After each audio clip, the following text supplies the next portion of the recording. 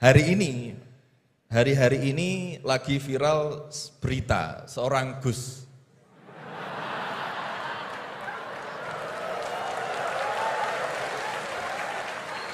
Mohon izin.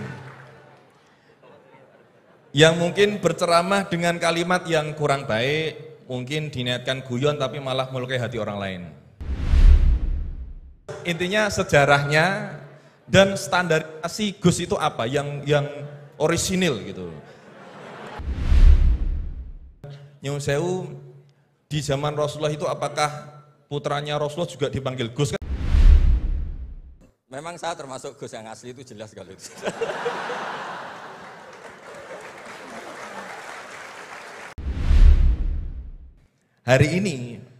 Hari-hari ini lagi viral berita seorang Gus.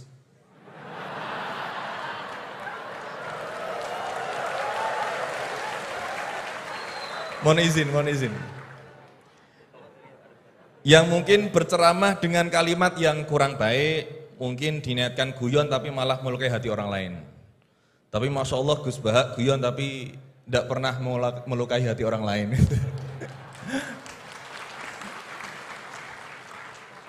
Nah pertanyaan saya Gus, ngapunten, karena ini pasti ke Gus Baha, tidak mungkin ke Gus Quraisy Shihab, tidak mungkin.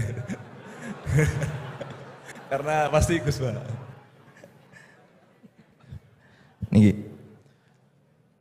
Sebenarnya sejarah panggilan Gus ini seperti apa gitu? Apakah hanya dimaknai Gus ini adalah anaknya Kiai terus dipanggil Gus, atau bahkan mantunya Kiai saja, kalau jenengan katanya Gus naturalisasi gitu. Atau Gus swasta atau apa itu. Atau bahkan bukan siapa-siapa kemudian bisa dipanggil Gus. Sehingga misalkan kita sekarang bisa ini berlomba-lomba menjadi Gus bareng-bareng. Jadi pokoknya lomba-lomba. Nah, dan apakah ini hanya di Jawa saja? Karena di Madura juga kami sering mendengar ada panggilan Lora. Lah ini sejarahnya sebenarnya apa gitu loh. Apakah juga kalau sudah menjadi kiai tidak bisa menjadi Gus lagi? Atau kalau sudah menjadi Gus tidak bisa naik menjadi kiai? Gitu ya. Itu pertanyaan yang kedua saya. Dan nyun sewu, di zaman Rasulullah itu apakah putranya Rasulullah juga dipanggil Gus? Kan juga tidak kan.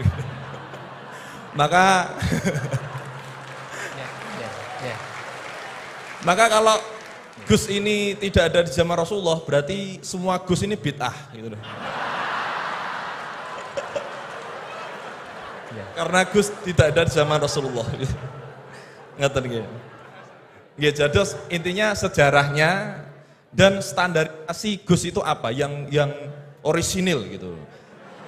Yang kalau misalkan di Indonesia ini yang Gus orisinil hanya jenengan, berarti semuanya palsuan gitu. Lah ini tentu bisa dijelaskan Gus. Ngapunten, matur suwun sangat. Wassalamualaikum warahmatullahi wabarakatuh. Waalaikumsalam warahmatullahi wabarakatuh. Baik, terima kasih Gus Maulana.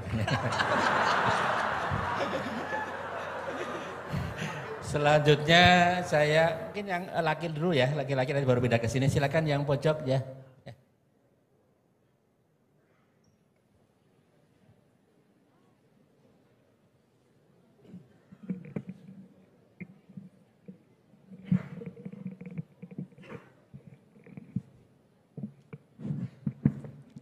Assalamualaikum warahmatullahi wabarakatuh. Waalaikumsalam warahmatullahi wabarakatuh. Terima kasih Pak Rektor atas kesempatannya. Yang saya hormati Gus Baha, Prof. Quraisy. Saya Jamaluddin Ghaffur dari Fakultas Hukum UII.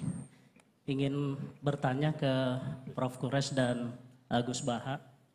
Saya sering mendengar salah satu isi pengajian dari Gus Baha itu bahwa fatwa dalam hukum sosial itu tidak pernah jelas begitu.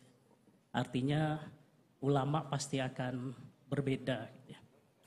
Nah, kami kebetulan di Fakultas Hukum, Gus, seringkali ditanya orang juga gitu ya, soal bagaimana hukum sesuatu. Dan dalam konteks hukum memang teorinya dan pendapatnya juga beragam gitu ya. Nah, kadangkala permintaan pendapat itu tidak hanya sekedar untuk diskusi, tapi bahkan sampai menentukan nasib orang gitu. Ini dihukum atau tidak.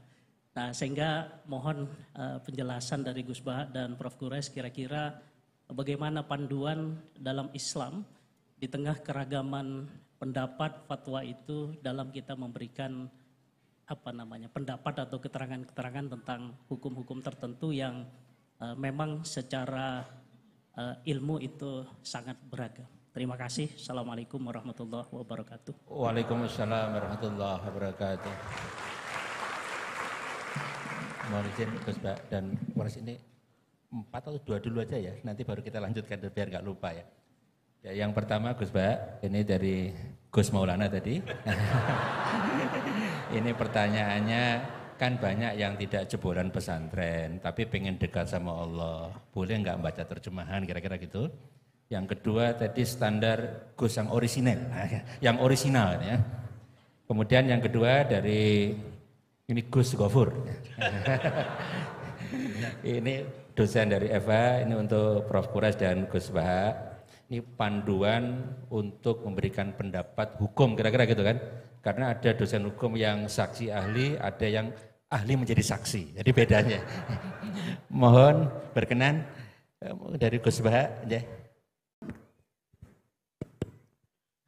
Ini yang provokatif dulu itu ya.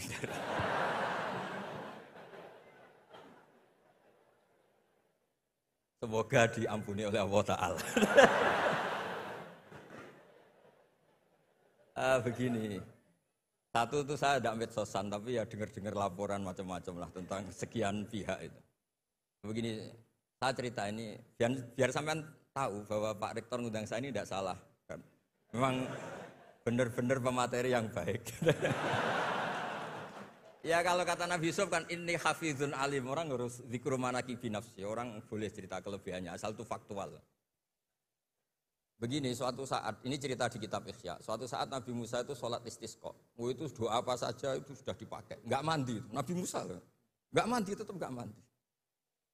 Kata Allah, inna fihim namaman, di komunitas Anda yang ikut sholat itu ada yang tukang adu-adu, namam, provokator. Maka kamu doa kayak apa tetap tidak akan saya ijabahi. Nabi Musa, ya gampang Gusti, tunjukkan orang itu siapa, nanti saya usir dari majelis.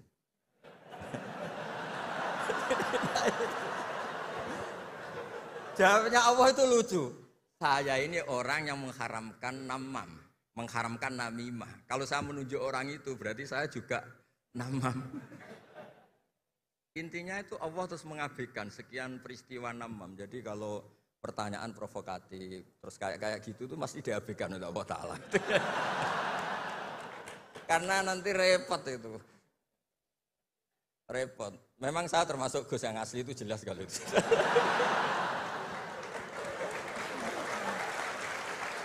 Itu, nah ini Pak Fatullah tahu betul keluarga saya karena beliau orang Jepara ngajinya di Kudus. Ya, terus masalah fatwa tadi, fatwa sosial itu atau memahami pakai terjemah begini seperti yang dikatakan Pak Quraisy. Ada pegangan yang umum kayak sidik, amanat, tabligh, fatona. Itu memang lewat terjemah nggak apa-apa. Tapi ada terjemah yang nggak mengganti bahasa Arab. Misalnya kata sembahyang, mungkin perasaannya orang Bali sembahyang itu apa, perasaan kita sembahyang itu apa, itu kan subjektif. Misalnya begini, ada ayat yang agak sensitif. Ketika Anda salah paham dengan istri itu wadribuhun, fahjuruhunna fil madhaji wadribuhun. Itu kan riskan betul. Maka pukullah istri kamu. Pukul itu kan konotasinya itu buruk. Tapi di semua tareh, saya bilang tidak sebagian, di semua tareh itu disebut dorban ghairu mubarrihin, mukul yang tidak melukai. Jadi orang Arab itu punya adat. Kalau kecewa itu dorobu bin ni'al wassaub. Jadi mukul itu pakai kain, pakai kacu, pakai. Nah, di Jawa kata mukul itu ya mesti kekerasan itu. Nah, yang jenis ini itu riskan kalau dari bahasa Arab pindah ke Jawa. Jadi ada yang riskan, ada enggak. Nah, sebab itu saya sering bilang, saya ini kan belajar tafsir insya Allah lah, khatam. Cuma saya tidak suka nulis, karena sudah ada yang nulis. Karena saya nulis tetap saja dianggap top Pak Quraisy, jadi tidak usah nulis lah, sudah ada. Begini, Yang penting saya menghormati beliau karena nulis khatam. Pentingnya nulis itu memang khatam, mulai awal A sampai Z. Pentingnya khatam itu apa? Di situ ada dialog. Ada dialog Allah sama nabinya, sama kekasihnya, bahkan sama musuhnya. Misalnya sama musuhnya. Itu Nabi Musa masih dibilangi sama Allah, faqula lahu qawlan layyinan. Ini penting saya utarakan. Nah, suatu saat Harun Ar-Rasyid ini didatangi ustadz, mungkin ustadz yang amatir lah, masih latihan ustadz, jadi masih ekstrim itu. Ya Amirul Mukminin, ini nasihun lak, famusyaddidun alaika, fala tajidanna fi nafsika aliyya syai'an. Ya sampai latihan bahasa Arab nanti Pak Rektor. Bukan Anda, Gus naturalisasi tadi Anda. Saya akan memberi nasihat engkau. Kemudian cara nasihat saya itu musyaddid, ekstrim. Maka jangan kamu anggap serius. Maksudnya jangan penjarakan saya ketika saya nasihat ke kamu ini kasar. Jawabnya Harun Ar-Rasyid itu langsung bilang gini. Bilang ya jahil, ini karena Arab. Orang Arab itu kalau ngomong jahil itu tidak sekasar yang kamu bayangkan. Karena makanya bahasa Arab itu susah. Saya itu, ini cerita ke Pak Quraisy, ini curhat, bukan cerita mufti curhat. Kiai Jawa kalau maknani wailak waihak itu ciloko kue. Padahal sering Nabi itu kalau kecewa sama seseorang bilang wailak sama waihak. Akhirnya santri tanya, lo katanya Nabi itu halus sopan santun kok ngendikan wailak waihak, yang artinya itu celaka kamu. Ada orang tanya Nabi dan orang itu tidak paham. Nabi ngendikan apa? Sakilat ka umuk. Cek siale mbokmu dhe anak kue. Diterangkan enggak paham. Tapi sarah-sarah kayak kitab Irsyadus Sari itu bilang gini. Kalimatu tarohumin wa talatufin. Ini kalimat yang orang Arab tuh merasa dekat sehingga bilang wailak waihak. Tapi Kiai Jawa tetap saja maknani ciloko. Masalahnya di konteks itu yang dawuh itu Kanjeng. Nah, saya ngendikan ini orang Solo ini kan gak apa-apa. Kayak bakat gitu aja terus orang gitu. Nah, yang seperti ini nggak bisa dipindah ke terjemah. Dan itu saya teliti dari sekian tradisi. Ya tadi kayak wadribuhun. Makanya terus ulama nyusuli dorban ghairu mubarrihin. Mukul tapi tidak melukai. Karena orang Arab itu biasa kecewa mukul pakai peci. Tapi kalau orang Jawa nggak bayang mukul. Kedua misalnya contoh mahar. Orang Arab kalau masih mahar itu banyak. Karena jumlah mahar banyak, kemudian setelah suami istri hubungan intim, setelah dicerai itu kadang kepikiran ngambil, karena maharnya misalnya Alphard, 1 miliar, gedung. Sehingga harus ada pelarangan mengambil ulang mahar. Wa in aradtum istibdala zawji makana zawji wa ataitum isdahunna qintaran fala ta'khudhu minhu syai'a. Atakhudunahu buhtana wa itsmam mubina. Terus wa kaifa ta'khuduna? Mahar yang sudah kamu kasihkan jangan kamu tarik lagi. Wong kamu sudah hubungan suami istri kok maharnya ditarik lagi. Jangan. Kenapa ada kata jangan ambil lagi? Karena maharnya itu Alphard, gedung, uang 1 miliar. Dulu Pak Rektor ketika nikah itu seperangkat alat sholat, gak dilarang juga gak akan diambil itu. Artinya gini, gak mungkin andikan Quran turun di Indonesia ada kata fala ta'khudhu minhu syai'a. 100.000 seperangkat alat. Saya jadi kiai itu sampai bosan karena tiap nikahkan tuh maharnya seperangkat alat sholat. Itu kalau sudah nikah 10 tahun bentuknya sudah kayak apa ya? Itu nggak usah Allah repot-repot bilang jangan ambil lagi, jangan ambil lagi. Nah, itu kondisi yang antara kita dan tradisi Arab itu beda. Dan saya belajar tafsir sampai segitunya, makanya nggak salah lah kalau saya diundang itu nggak salah. Maksud saya yang naturalisasi tadi ya nggak usah diundang gitu maksudnya. Kalau nggak memenuhi kualifikasi tafsir loh ya. Ya karena kalau nggak memenuhi kualifikasi apa tafsir. Tapi jangan terus ngundang saya terus, nggak mau juga saya. Nah tadi yang pertanyaannya Pak dosen Pak Ghafur tadi. Nanti Pak Quraisy nambahin. Hukum sosial itu memang nggak pernah mengikat di semua sisi ya, karena memang patokannya itu begini. Saya ambilkan contoh di Quran ya, karena ini memang tema tafsir. Di hal-hal sosial itu kekasihnya Allah pun didhawuhi Allah begini. Wa in adri la'allahu fitnatul lakum wa mata'un ilahin. Wa ma adri ma yuf'alu bi wala bikum. Jadi Nabi misalnya mau perang, misalnya perang apa ini, Allah terus bilang, Muhammad kamu tenang saja, pasti menang. Enggak. Karena kalau dibilang begitu nanti kendelnya Nabi atau keberanian Nabi dikirakan ada jaminan, tetap. Sehingga nyuwun sewu Nabi juga pernah mengalami perang menang di Badar, pernah mengalami kalah di Uhud. Jadi di bab-bab sosial itu memang Allah membiarkan hukum sosial yang berjalan. Sampai Ibnu Khaldun ngendikan begini, Saya masih ingat betul dan itu saya pegang. Nabi sebagai nabi itu kena aturan hukum sosial. Meskipun beliau punya mukjizat kayak apa, ketemu orang harus santun, ketemu anak kecil harus sayang, ketemu orang sepuh harus hormat. Andai kan Nabi bisa terbang ke langit sekalipun Mi'raj, tapi ketemu anak kecil nampar, ketemu orang sepuh ngeludahi, tetap gak diterima oleh publik. Walau kunta faddan ghalidhal qalbi lan faddu min khawlik. Betapa pentingnya tata krama sosial. Kata Ibnu Khaldun, hadza Rasulullah man uyyida bil kauni kulli. Ini Rasulullah orang yang di backup sekian alam raya. Tapi sekali melanggar tata krama sosial, tetap lan faddu min khawlik. Orang akan bubar. Sampai ngegoskan saya, sekarang tak pisoi. Wah Gus apa Gus kok mison, mesti langsung gitu. Nah coba misalnya sekarang, nyon sewu, saya ngeludahi Pak Rektor, langsung dipecat saya. Artinya tatanan sosial, meskipun saya keramat. Makanya kata Ibnu Khaldun, hadza Rasulullah man uyyida bil kauni kulli law syaa. Ini Rasulullah orang yang bisa mengendalikan alam raya karena kekasih Allah. Itu saja kena aturan, walau kunta faddan ghalidhal qalbi lan faddu min khawlik. Kalau engkau salah tatanan sosial Muhammad, orang akan bubar. Nah maksudnya gini Pak dosen, kalau tatanan sosial gini, saya pernah ditanya oleh dekan Fakultas Kedokteran. Pas ada diskusi dengan ya tadi orang-orang medis, misalnya begini, itu misalnya nyun sewu, tapi gak usah dijiwai, gak usah kamu, udah dilupakan saja gak apa. Menyembuhkan orang koma itu baik apa tidak baik. Tapi misalnya orang ini kalau sembuh pasti bunuh lagi, pasti merkosa lagi. Terus kita gimana? Ngasih makan juga sama. Orang miskin nggak bisa makan, nggak bisa apa-apa, nggak bisa makan, nggak bisa apa-apa. Berkahnya nggak bisa makan, nggak bisa apa-apa, dia tidak nyuri, tidak bunuh, tidak merkosa. Dan orang ini kalau sehat lagi akan begitu lagi. Wajib ngasih makan dah. Itu mesti orang itu, weh, kasihlah kemanusiaan. Satu, jangan nanti kumat lagi. Jadi hukum sosial itu mesti mindsetnya ulama itu beda-beda. Saya sering matur ke Pak Quraisy, saya itu pernah kata santri saya pernah katanya diundang ke Malaysia, juga pernah katanya diundang ke Maroko. Saya bilang sudah yang kelas-kelas internasional Pak Quraisy saya ada usah. Kenapa? Jawabannya sederhana. Nanti kalau saya sering keluar negeri, terus semua kiai seneng keluar negeri, terus yang mulang pondok saya siapa?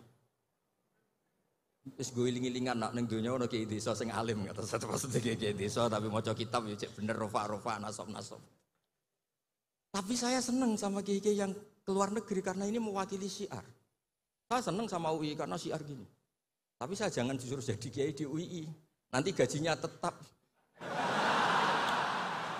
Kalau kiai kan sering dapat gaji min khaisul layah tasib. Kayaknya jumlahnya banyak saya maksudnya. Jadi yang hukum-hukum sosial tuh biarlah alam yang. Ya sudah setuju ya. Oh ya pokoknya gitu. Silakan Prof. Quraisy tadi terkait dengan pertanyaan panduan untuk memberikan pendapat, terutama pendapat hukum. Panduan dalam Islam untuk memberikan pendapat, terutama pendapat hukum karena punya implikasi kepada misalkan yang menjadi terdakwa. Kalau pendapat hukumnya salah, jadi hukuman yang diberikan juga salah. Tamanya seperti itu ya? Ya. Panduan Islamnya seperti apa Pak Quraisy? Itu kan prinsipnya begini, jangan bicara kalau enggak tahu.